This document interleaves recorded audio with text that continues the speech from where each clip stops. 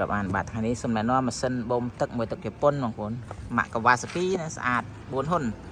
យក4ហ៊ុនហើយកម្លាំងវា3សេះហ្នឹង3សេះ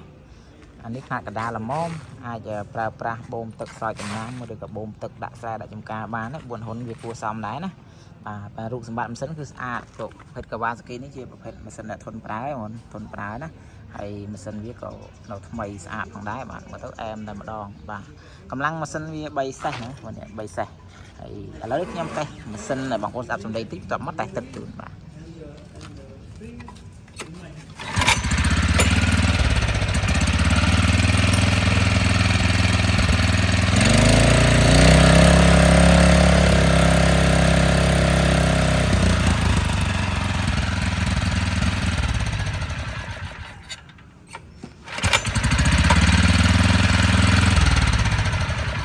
អូខេរងចាំទស្សនាការតេស្តទឹកទាំងអស់គ្នាបងប្អូនបាទ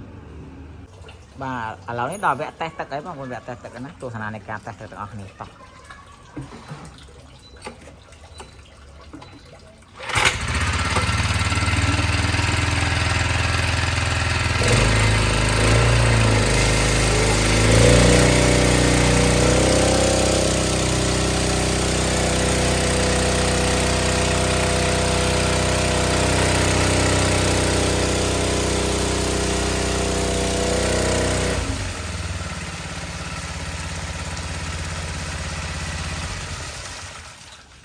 បានទេ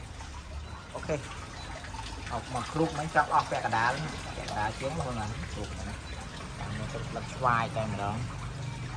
ឆេះអែមបូមខ្លាំងណាបងប្អូនចាប់អារម្មណ៍ម៉ាស៊ីនមួយនេះអាចទៅមកបានតាមលេខទូរស័ព្ទនៅក្នុងវីដេអូហ្នឹងឬនៅក្នុងចំណងជើងវីដេអូឬឆាតទៅពេកក៏បានសូមអរគុណបាទសូមជម្រាបលា